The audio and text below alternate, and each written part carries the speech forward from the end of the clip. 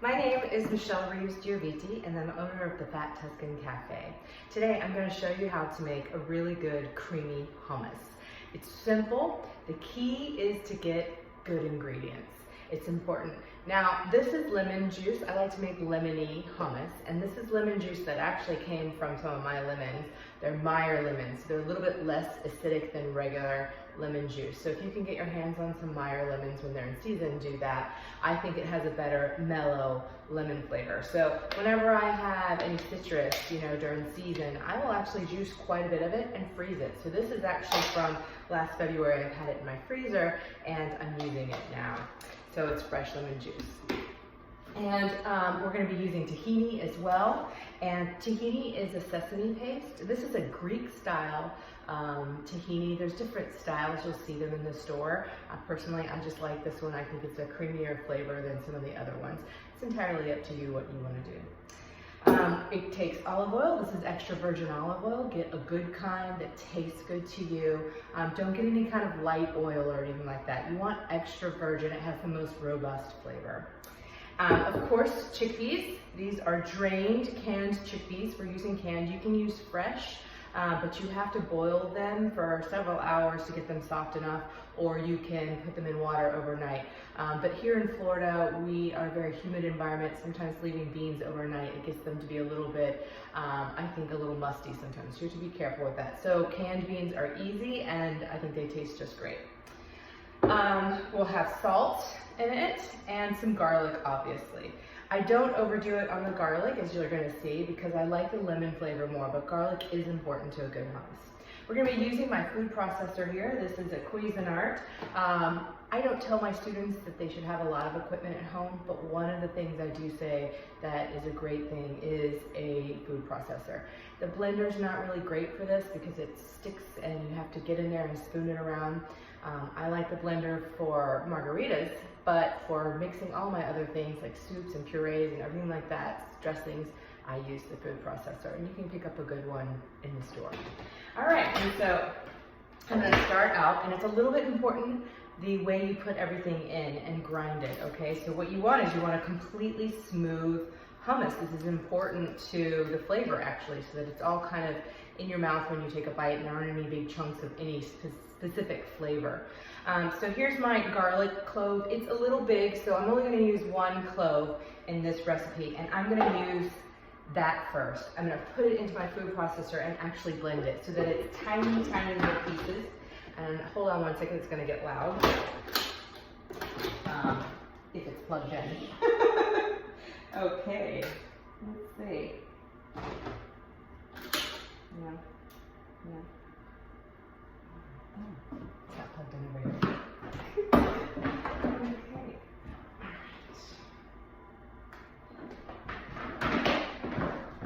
Okay, sorry about that.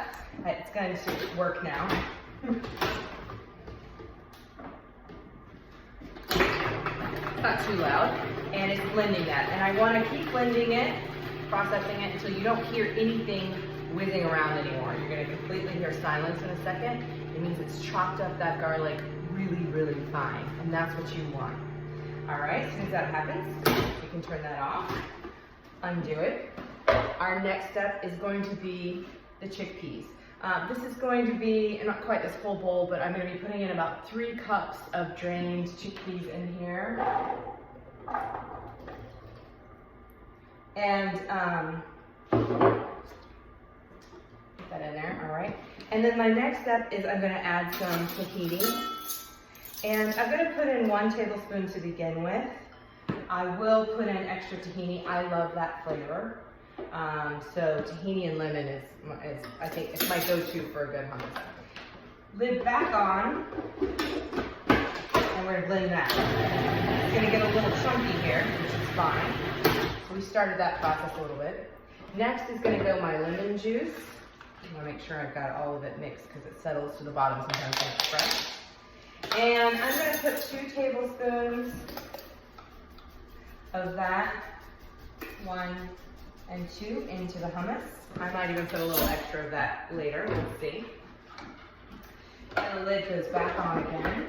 And we're going to blend again. And we're looking for consistency here right now. So it's kind of going around and around, which is perfect. And now I'm gonna add some extra virgin olive oil. Probably for 3 cups of chickpeas, we're gonna add about 1/4 of a cup of oil. Now, hummus can take a lot of oil, which is probably why we love the flavor. But if you're trying to cut back on using olive oil, a little tip that I use here at the cafe sometimes for events is I reserved some of the juice from the canned chickpeas and I kept it with me. So if I don't want to use any more extra virgin olive oil, I still want some in there for the flavor, but if I don't want to use any more, I can actually kind of drizzle some of this in there because it's a pretty thick consistency to it. Just the juice, right? It's a little bit thick, and it will actually work as a thickening agent for, and it'll add a creaminess to it. It's what you're looking for a good hummus. So I'm going to blend that up. And then off, and I'm going to add a little salt, and I have some salt here. I use kosher salt. Most people in restaurants use kosher salt. It's a large grain salt. So if you have some sea salts from the Dead Sea or pink salts or whatever, most of those are a large grain salt and you want to use that. They have a much better flavor than table salt, and people tend to over season with table salt because it's so fine that you end up putting too much of a salt flavor in it. So it's a slippery slope. So we always use kosher salt. Back on, blending it again. And then I'm just going to kind of look at it, see what it looks like here. I'm going to scrape the sides down so that any big pieces of the chickpeas aren't sticking to the side. And back on. And now I'm going to leave this for a good minute or so and just continue to let it blend and chop until it's a really nice, smooth consistency. This is what you're looking for in a good hummus. Don't rush it. Take your time. Good ingredients, but you don't have to put a ton of ingredients in there. It's mainly looking for consistency. There's something to consistency when we eat it. If it's got all the flavor in there in that one bite, that's what we're looking for. We don't want big chunks of raw garlic to bite into. That's not something that most of us don't like. And so you want to make sure it's like completely pureed together. I'm going to add a little more olive oil.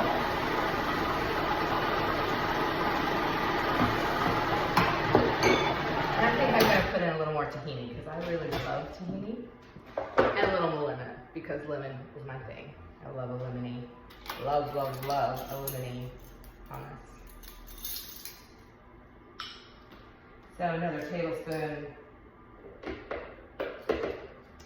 of tahini and another tablespoon of that fresh lemon juice.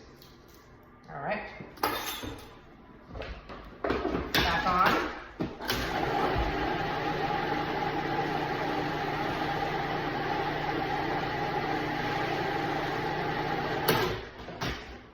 It's getting there. It's not quite the consistency I want.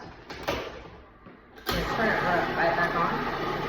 A couple minutes here. Not sure if you can't hear me because that's pretty loud on my end. And then we're going to spoon it out and let you guys see how nice and creamy it looks.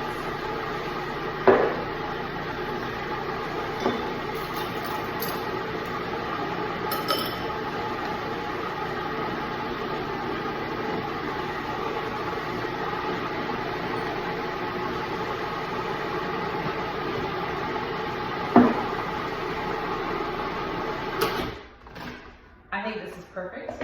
So off it goes. And then we're just going to spoon it out. Look at that beautiful texture. So simple. You can control all the ingredients. So if you like it extra garlicky, you can put in another clove of garlic. If you like more lemon or you like that tahini flavor, then you can always put in more of that.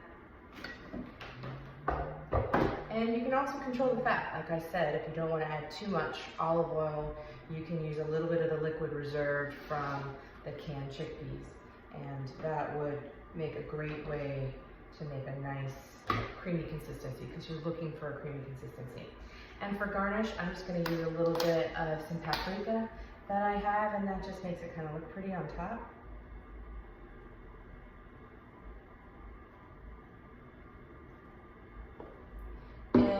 a little extra virgin olive oil drizzle. Beautiful. And this I would use with everything.